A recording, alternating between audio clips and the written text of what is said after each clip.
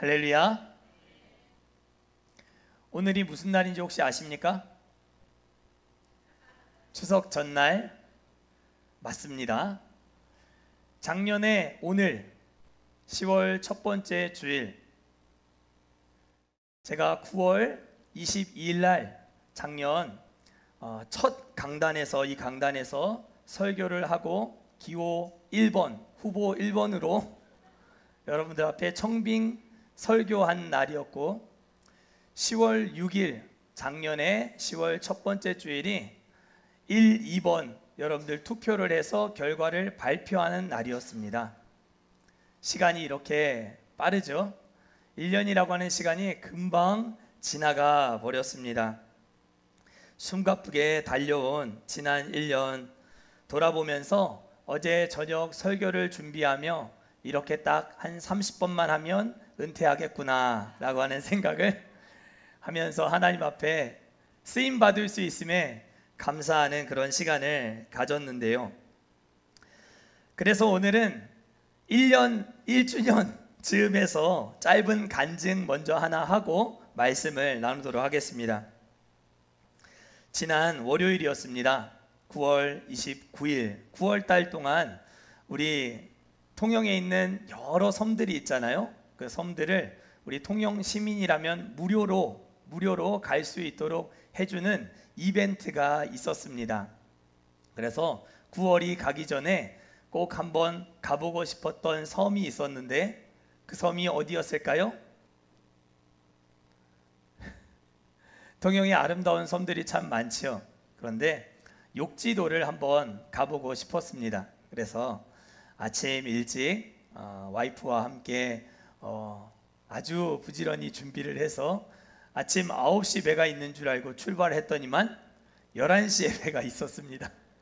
그래서 중앙시장 가서 이것저것 대목이니까 준비하고 또 이렇게 시장 보고 하시는 거 이렇게 구경도 하고 하는 그런 시간을 잘 보내고 11시 시간이 되어서 통영항에서 이제 출항을 하여 연화도와 우도를 거쳐서 이제 욕지도까지 가는 코스로 이제 함께 떠나게 되었습니다. 그런데 욕지도에 이제 도착을 하면 뭘 먹어야 됩니까? 잘 모르십니까, 여러분들? 욕지도에 가면 꼭 먹어야 될 짬뽕이 있습니다. 아무도 모르셨군요. 서울 사람이 저에게만 유명했나? 욕지도에 가면 짬뽕을 먹어야 한다는 이 뭐 이렇게 PPL 받거나 그런 건 아닙니다. 꼭 먹어야 될 짬뽕이 있다 싶어서 이제 차를 몰고 가고 있는데 식당을 찍고 이제 차를 몰고 들어가는데 길이 너무 좁은 거예요.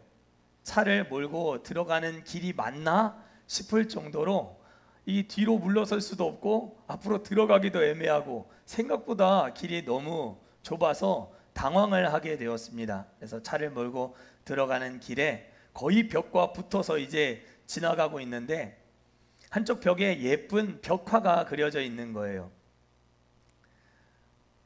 그 그림과 더불어서 그 옆에는 이제 시가 한 구절 이렇게 딱 쓰여져 있었습니다.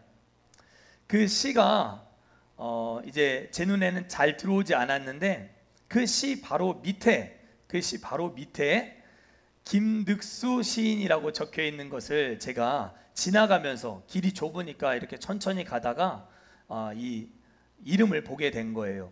김득수 시인. 김득수 누군지 혹시 아십니까? 제 장인어른 성함입니다. 김득자 수자 성함을 쓰시는 시인으로 활동하고 계시는데 거기 이제 김득수 시인이라고 써 있어서 저 이제 와이프에게 그렇게 얘기했죠. 여기 김득수라고 하는 시인이 쓴 시가 적혀 있네. 그렇게 얘기를 했더니만 진짜 그러냐고 하면서 창문을 내리고 막 사진을 찍는 거예요. 제가 이제 보고는 그래도 우리 한국에 김득수라고 하는 시인이 꼭 우리 아버님만 있겠어? 라고 하면서 그 시가 절대 장인어른의 시가 아닐 것이다 라고 저는 이제 계속 와이프에게 얘기를 했는데 이제 짬뽕을 먹고 나와서 이런저런 이제 이야기를 나누면서 이제 와이프가 아까 찍어놓은 그 사진을 다시 쳐다보며 챗 GPT에다 이제 물어본 거예요. 아, 김득수 그 시인 혹시 아빠 말고 다른 사람이 또 있나 이제 찾아본 것이죠. 그리고 결과는 제 장인어른이 쓴 시가 맞다는 것으로 이제 판명이 난 거예요. 그래서 제가 구글에다가 아까 이제 찍어놓은 그 사진의 식구를 제가 이제 넣어서 검색을 해봤죠. 그랬더니만 제목이 이렇습니다. 그대가 그리울 땐 바다를 찾는다. 그대가 그리울 땐 바다를 찾는다라고 하는 시가 거기에 이제 맨 마지막 연이 욕지도 거기 내가 처음 가본 그 벽에 이제 기록되어 있는 걸 본 거예요. 장인어른은 지금 인천에 살고 계십니다. 인천에 살고 계신 아버님의 시가 통영 땅에 통영에 배를 타고 1시간 이상 가야 되는 욕지도 그 벽에 쓰여 있음을 보게 된 저는 욕지도라고 하는 이 많은 사람들이 찾고 방문하는 섬의 벽화 속에 제 아버님의 시가 기록되어 있을 것이라는 생각을 정말 1도 하지 않았습니다. 그래서 사진이 저거밖에 없는 거예요. 한번 보여주시죠. 차에서 저걸 찍은 거 아니겠습니까? 만약에 저 김득수 시인이 진짜 제 장인어른이라고 생각했다면 당장에 내려서 저기서 인증사진을 찍었겠죠. 그렇죠? 또 한 번 가야 될 상황이 되었습니다. 저 차에서 저렇게 지나가면서 찍은 거예요. 그런데 저 사진이 참 제게는 이번 한 주 동안 제게 참 많은 생각을 갖게 하였습니다. 저희 가정을 하나님이 선하신 손길로 이 통영 욕지도 제가 언제 일평생 여기 담임 목회할 일 아니면 가볼 일이 있었겠습니까? 저 타이밍에 짬뽕을 먹으러 가다가 그 벽화를 볼 일도 없었을 것이고 거기에 기록된 식구도 볼 일이 전혀 없었을 것입니다. 그런데 하나님께서는 저희 가정을 또 저를 이곳으로 인도하셔서 하나님의 선하심을 이런 방식으로 느끼고 깨닫게 해주셨음을 이번 한 주간 하나님 앞에 감사할 수 있는 그런 시간이 되었다라고 하는 것입니다.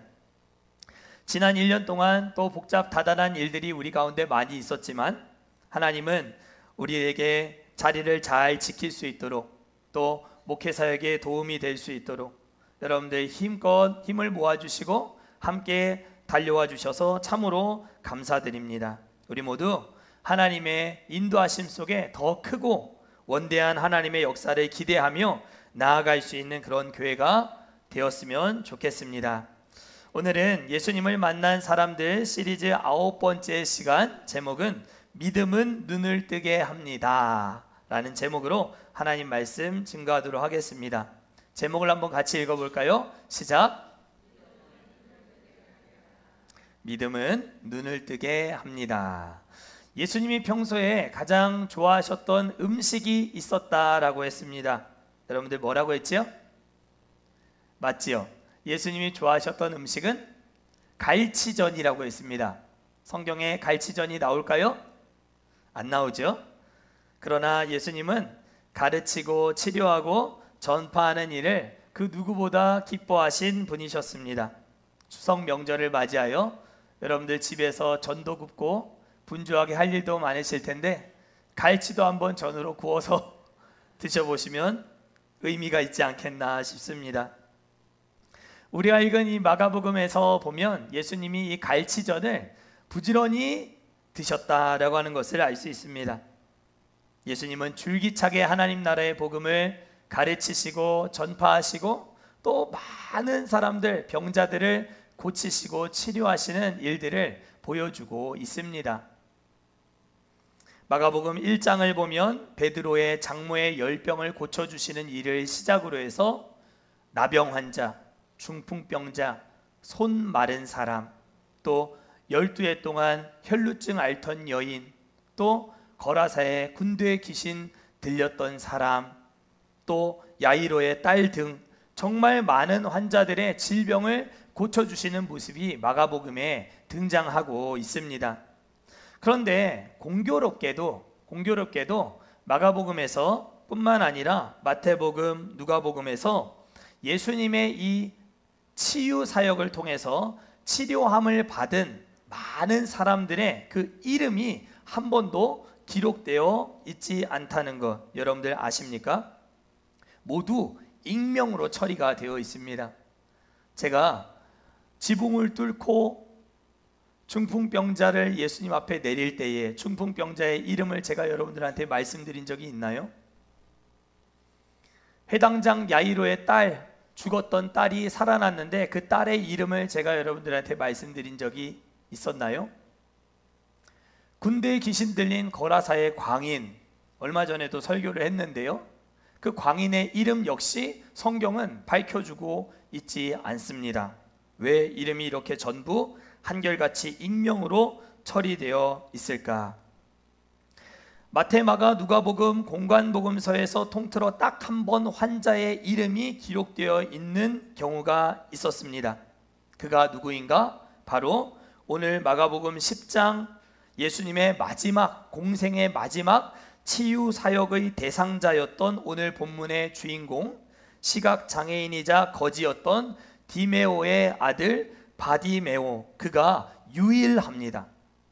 그의 이름만 성경에서 예수님께 치료받은 사람들의 이름이 바디메오 외에는 전부 익명으로 처리가 되어 있습니다. 누군지 알 수가 없는 것이죠.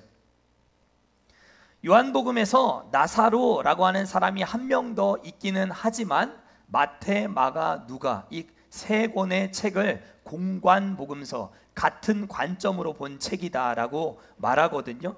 이 세 권에서 치유받은 사람은 바디메오가 유일합니다.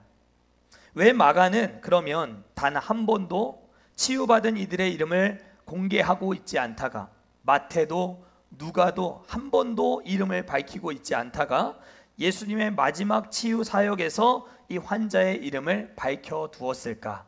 여기에 대한 대답이 우리에게 있어야 한다는 것이죠.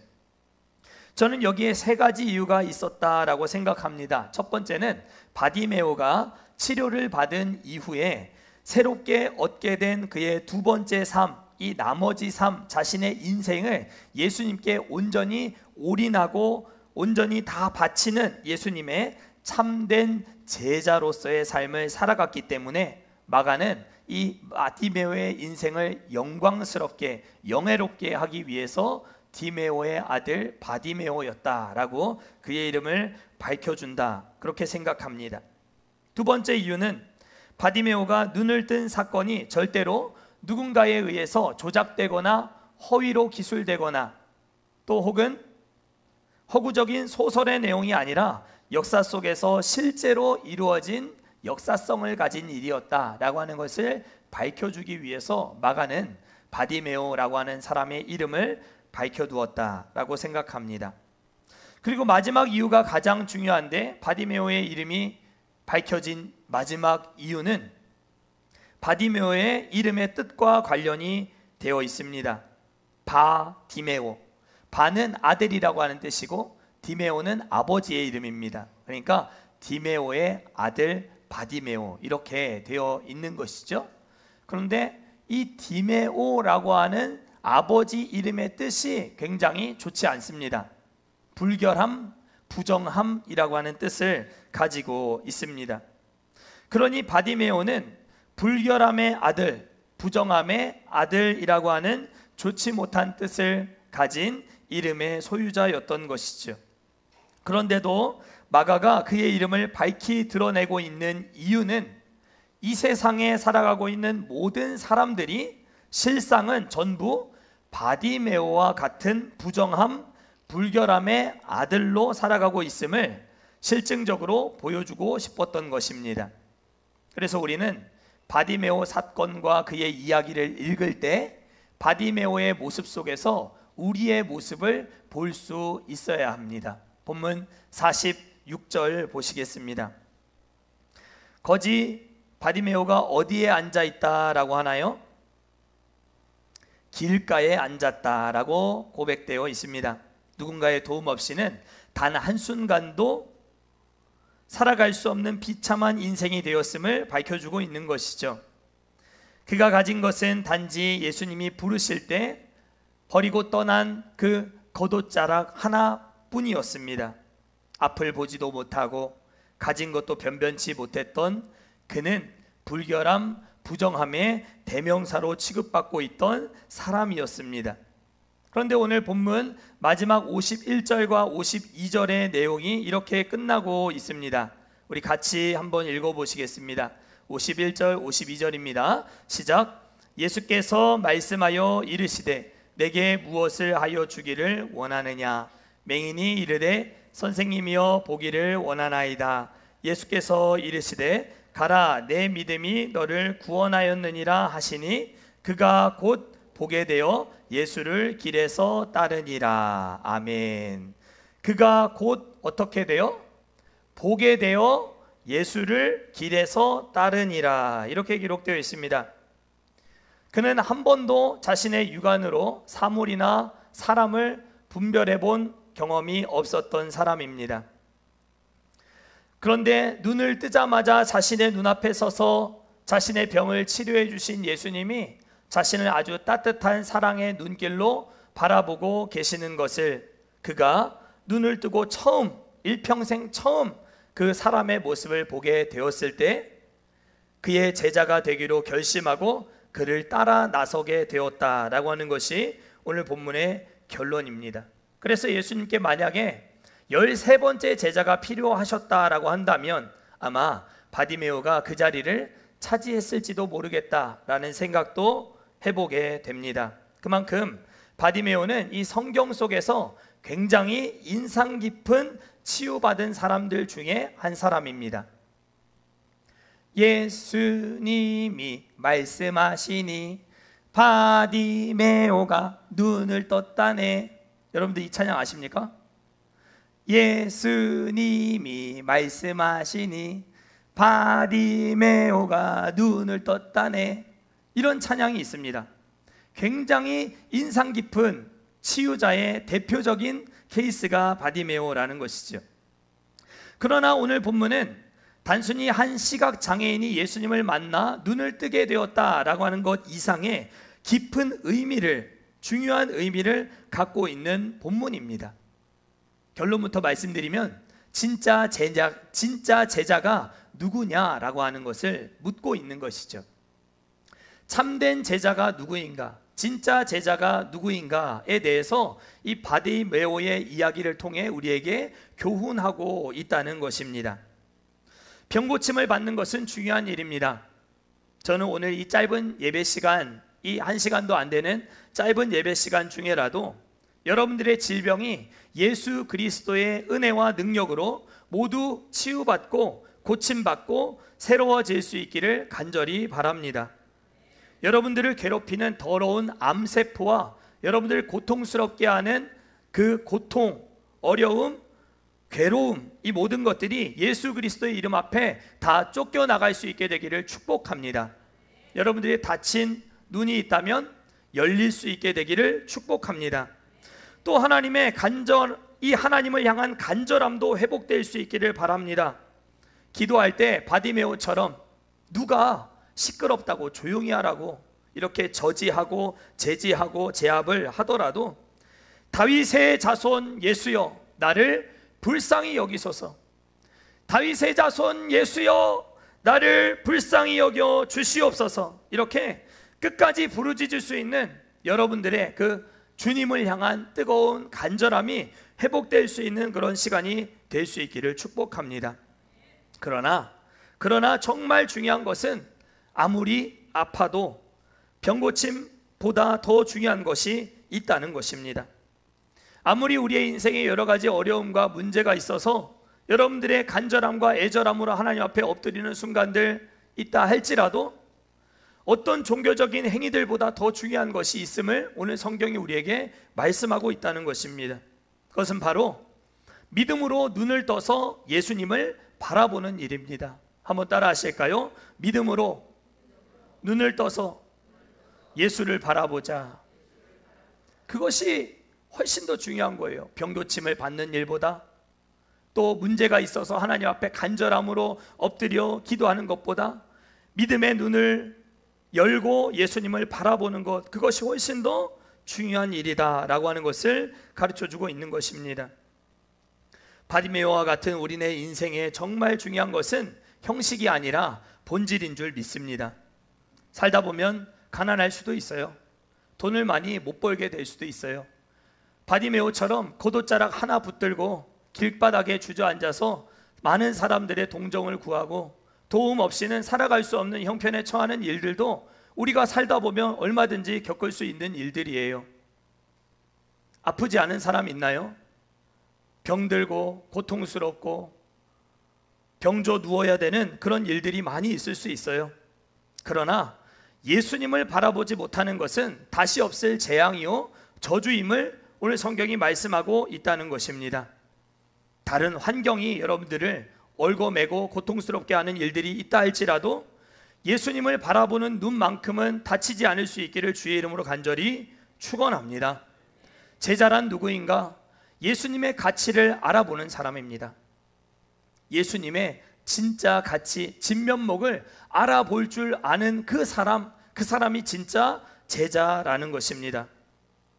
예수님의 가치를 인정하는 사람입니다. 서울에 가면 동묘라고 하는 지역이 있습니다. 여러분들도 가보신 적이 있는지 모르겠습니다. 각종 골동품과 허름한 구제옷, 빈티지 옷들을 막 길거리에 늘어놓고 떼거지로 이렇게 파는 곳입니다. 구제품을 좋아하는 사람들에게는 성지와도 같은 곳이죠. 그런데 그곳에 가면 숱하게 많은 골동품들이 질비하게 깔려 있는데 만약에 누구도 알아보지 못하고 있는 조선시대 백자나 고려시대 청자가 그 골동품들 사이에 그냥 작게 하나 깔려 있다고 한번 생각해 보십시오. 그걸 알아보지 못하고 다 스쳐 지나가는 사람들은 너무너무 안타까운 것이죠. 오직 그 물건의 진짜 가치를 아는 사람만 백자를, 청자를, 또 명품 옷들을 건져내는 것이죠. 우리는 그런 사람들에게 이렇게 말합니다. 눈이 보배다. 성도는 눈이 보배가 되어야 합니다. 옆에 성도님들하고 한번 인사하겠습니다. 눈이 보배가 되십시오. 여러분들의 아름다운 눈이 다 보배가 되실 수 있기를 바랍니다. 성도의 눈은 예수 그리스도를 향한 반짝반짝 빛나는 그런 눈들이 되어야 할 줄 믿습니다. 제자는 눈이 보배가 되는 사람입니다. 동태 눈이 되지 마시고 가치를 알아볼 수 있는 눈이 되실 수 있기를 축복합니다. 제자란 인생의 모든 것을, 그래서 하나님을 위해 아낌없이 내어 드릴 수 있는 그런 사람을 제자라고 말하는 것입니다. 바디메오, 예수님의 가치를 알아보았습니다. 그리고 눈을 뜨고 겉옷을 버린 것이 아니었습니다. 성경을 자세히 보시면 겉옷을 먼저 버리고 눈을 감은 채로 예수님 앞에 나아갔습니다. 이것은 주님을 위해 다 포기할 수 있다라고 생각하고 주님을 향해 달려나간 그의 삶이었음을 가르쳐 주는 것이죠. 눈을 떴기 때문에 겉옷을 버린 것이 아니었어요. 겉옷을 버리고 주님 앞에 나아간 그의 삶을 하나님은 기쁘게 여기셨습니다. 그리고 그는 예수님이 걸어가신 십자가의 길을 함께 걸었던 제자 중에 제자가 되었습니다. 앞서도 말씀드렸듯이 예수님의 공생의 기간 동안 바디메오를 고쳐주신 예수님의 치유 사역은 마지막 치유 사역이었습니다.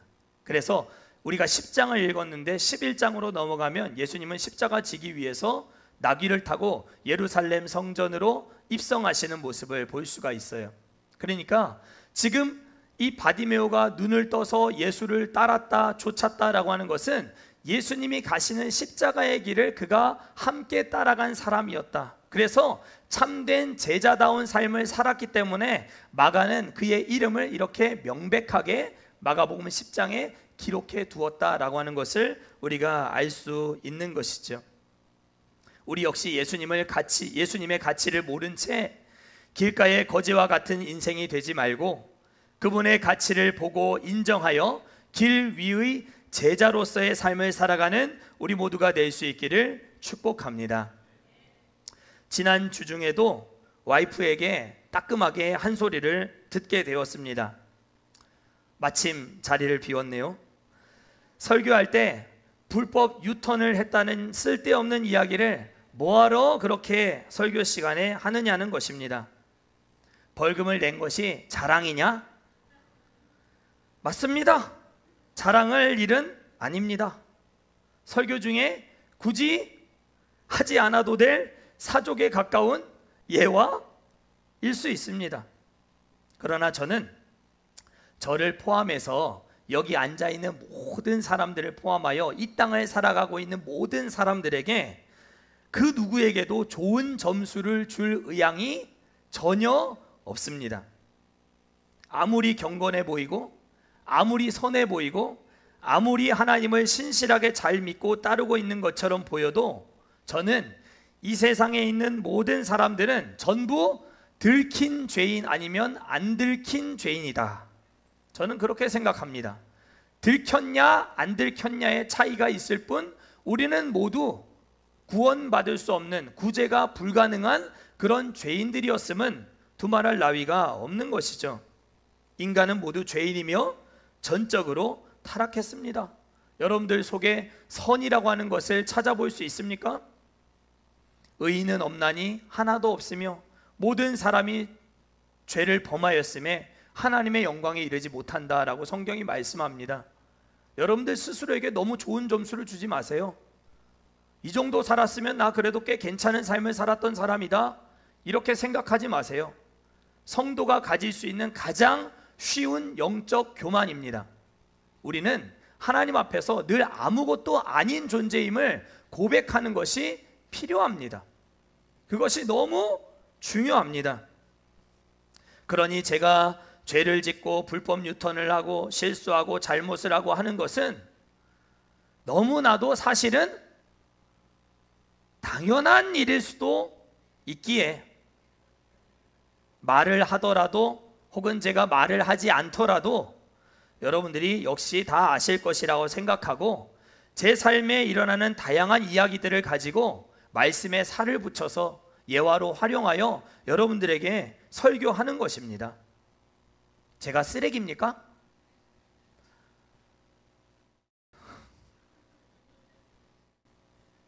죄인입니다. 저는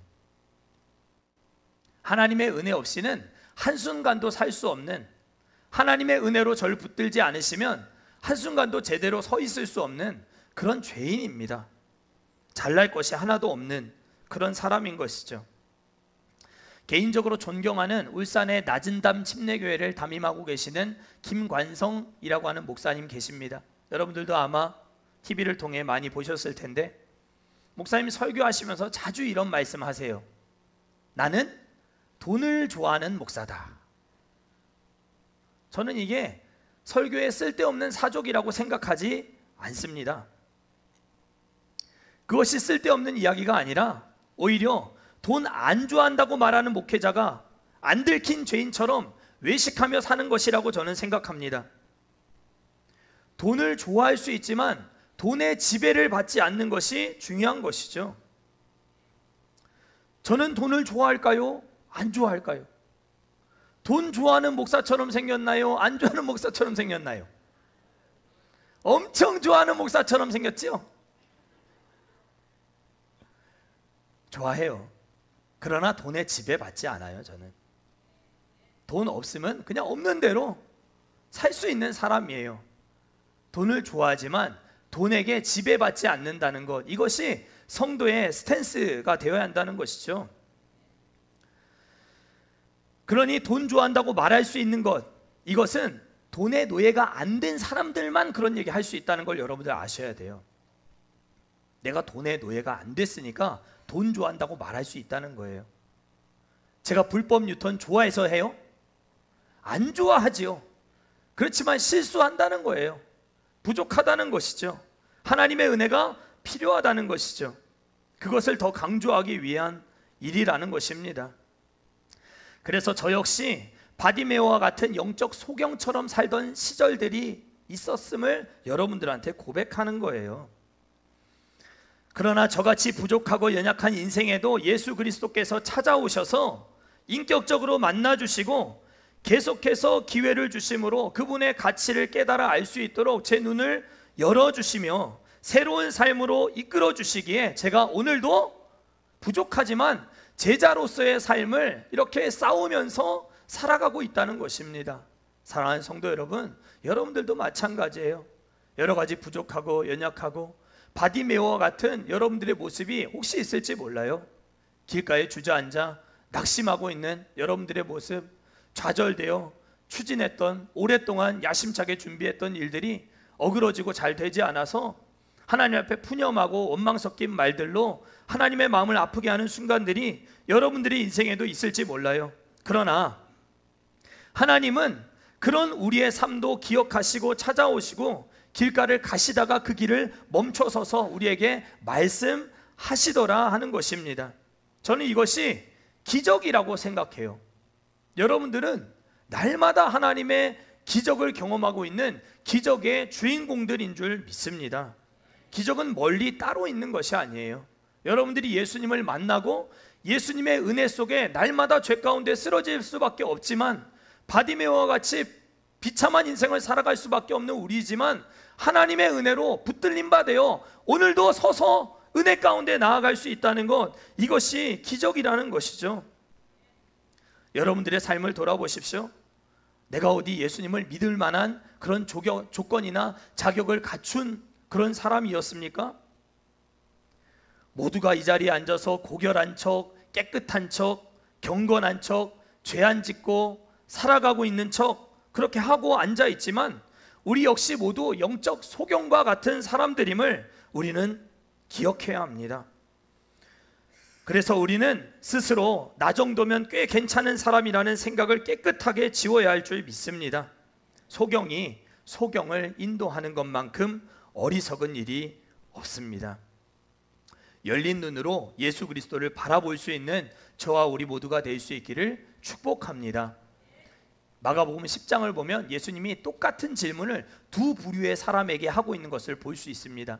오늘 우리가 읽은 본문에서 예수님은 첫 번째 바디메오를 향해서 이렇게 말씀하세요.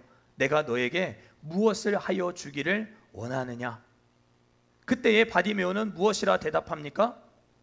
주여, 보기를 원합니다. 내 눈을 열어 주시옵소서. 이렇게 고백합니다. 겉옷을 버려둔 그는 아무것도 이제 남겨져 있는 그의 삶 가운데 너 뭐 해주기를 원해? 라고 질문하시는 예수님의 질문 앞에 나 눈 열고 주님 당신을 보기를 원합니다. 이렇게 고백했습니다. 그런데 앞선 35절부터 45절까지를 보면 예수님은 이 똑같은 질문을 또 다른 사람들에게 하고 있는 것을 볼 수 있습니다.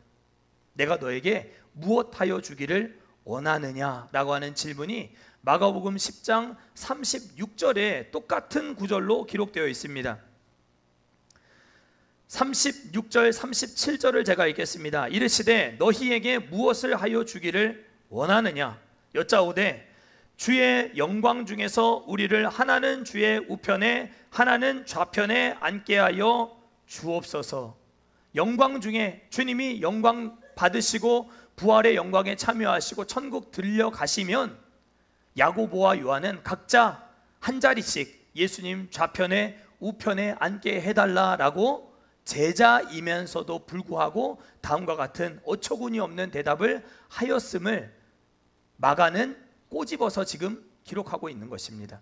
그래서 예수님의 똑같은 질문을 두 부류의 사람들에게 하였음을 오늘 성경이 말하면서 진짜 제자가 어떤 사람이어야 하는가, 진짜 제자는 어떤 사람인가 하는 것에 대한 대답을 스스로 갖기를 원하고 있는 모습을 볼 수 있는 것이죠.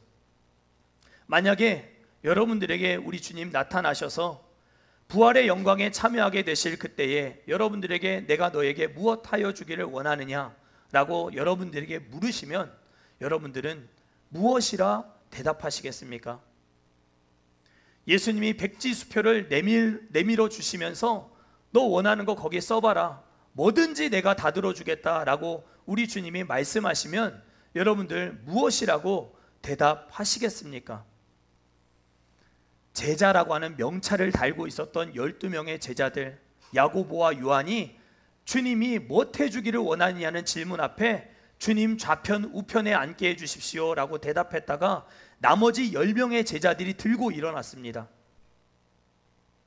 야, 네가 뭔데? 네가 왜 예수님 좌편에 우편에 앉아?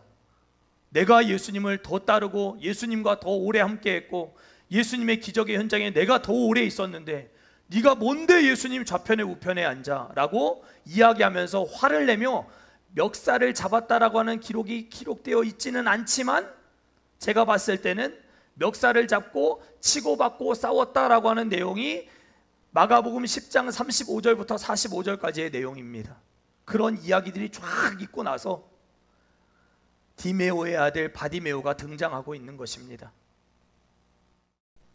내가 제자라고 함께 생각했고 3년을 나와 함께 동고동락하면서 내가 전했던 말씀을 가장 가까이에서 들었던, 기적의 현장에 늘 함께 있었던 12명의 제자는 십자가를 앞에 두고 있는 이 순간 속에 다 자기 자리 차지하겠다고, 자기 밥그릇 챙기겠다고 싸우고 있는 이 상황 속에서 바디메오라고 하는 사람의 이름을 거명하시며 그의 눈을 열어 예수님을 보고 쫓고 따르게 하시는 이야기를 이 예루살렘 성전에 들어가기 직전의 상황 속에 이 내용을 배치해 두시면서 이 글을 읽고 있는 모든 사람들에게 진짜 제자가 누구인지를 깨닫기를 원하시는 것이 오늘 본문의 핵심이라는 것입니다.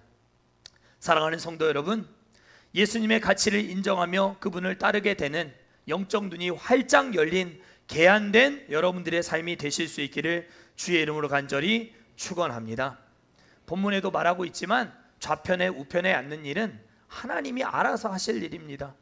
여러분들은 좌편 우편 앉는 거 구하지 마시고 그저 눈 열고 주님을 똑바로 바라볼 수 있게 되기를 구하는 참된 제자의 삶 살아가는 저와 우리 모두가 될 수 있기를 간절히 축원합니다. 우리 모두 우리의 삶으로 하나님의 살아계심, 예수님의 가치를 삶으로 입증해 나가는 그런 제자로서의 삶을 살아가는 우리 모두가 되기를 주의 이름으로 간절히 축원합니다. 우리